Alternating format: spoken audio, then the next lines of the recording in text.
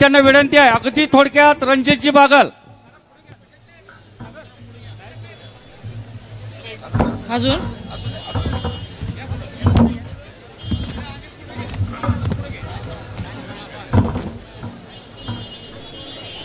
सुसंस्कृत विचारांनी भारदस्त असलेल्या या सर्व मंचावरील मान्यवरांना खऱ्या अर्थानं वंदन करतो आणि समोर बसलेले तितकेच सुसंस्कृत असलेली लोक आपण काय बाजार बुंग्या विचाराचे आणि खऱ्या अर्थानं बाजारात जाऊन पाकिटमारी करणाऱ्या विचाराची लोक नाही।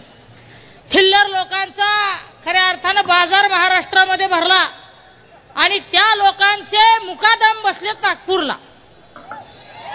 त्या लोकांनी महाराष्ट्राचा बिहार केलाय म्हटलं तर बिहारचं खऱ्या अर्थानं आपण अपमान करतोय असं होईल।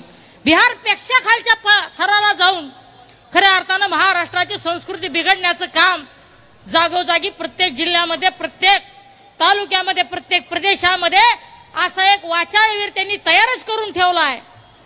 एखादं कुत्र मुतल्यानंतर छत्र्या जशा उगवते त्या तशा ह्या छत्र्या जिल्होजिल्ही उगवल्या आणि त्याच छत्र्यांमधून जी दुर्गंधी बाहेर येते बघा। मुंबई महापालिकेमध्ये एखाद्या वेळेस गटाराचं जर तुंबलेलं झाकण उघडलं तर त्याच्यातून काही सेंटेड वास येत नाही, मोगऱ्याचा सुगंध येत नाही, घाण झार वास येतो।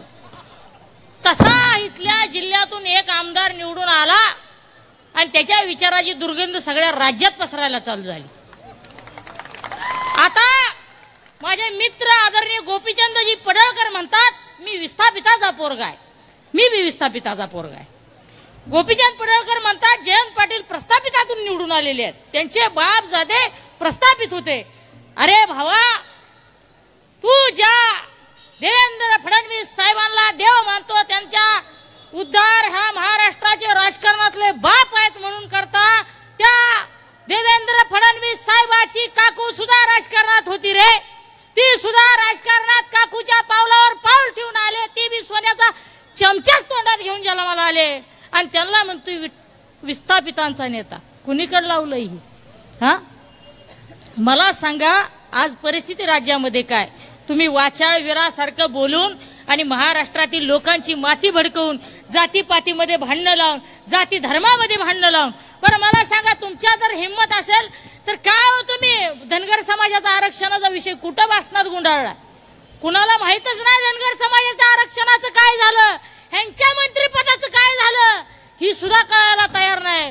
अजून जरा जयंत पाटलांवर बोललं की लाल दिव्याची गाडी मिळेल, मंत्रिपद मिळेल, या हव्यासापोटी असल्या वाचाळवीरांची बडबड चालू आहे। बघा, प्रत्येक गावामध्ये एखाद्या वेळेस जत्रेच्या वेळेस एक रिडकू सोडते ती बघा।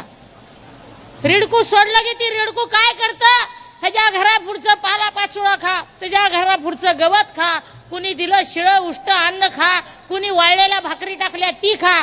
तसं ही रिडकू आहे, कुणाच्या बी दारात जातंय, हुंकतय हुंकतय, जर खायला नाही दिलं तर तिथं 4 पौट टाकून येतंय। अशी सिस्टीम आहे। देवेंद्र फडणवीस साहेब, तुम्ही इतक्या हलक्या विचाराचे असाल कधी महाराष्ट्राला वाटलं नव्हतं। महाराष्ट्रातल्या सगळ्यात कलंकित मुख्यमंत्री, सगळ्यात खऱ्या अर्थानं महाराष्ट्राला काळा डाग लागलेला मुख्यमंत्री म्हणलं तरी चालेल। लोकांनी टरबुजा तर नामकरण केलेलंच आहे, मी म्हणत नाही। उद्या माझ्यावर गुन्हा दाखल करते, लोक म्हणतात टरबुजा आला, आम्ही म्हणत नाही। परंतु तुम्ही जर अशाच टरबुजाने जर कुठल्याही क्षेत्रात आणि कुठल्याही फुग्यात जर हवा भरायला लागला तर लक्षात ठेवा, हे फुगे बंबई मिठाईवरचे फुगे आहेत, ह्या फुग्यांची गॅरंटी नाही। एक पंप जोरात मारला तर हा फुगा कुठल्या साईडून फटून जाईल तुम्हाला सुद्धा कळणार नाही।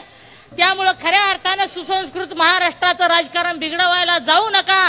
पंढरीच्या पांडुरंगाच्या क्षेत्रातून भागातून मी आलेला पदाधिकारी देवेंद्रजी हात जोडून सांगतो, महाराष्ट्राचं वाटोळं थांबवा।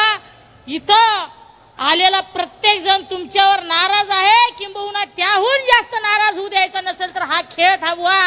असले कलंकित लोक थांबवा, घरी बसवा, एवढीच हात जोडून विनंती करतो आणि इथंच थांबतो। धन्यवाद।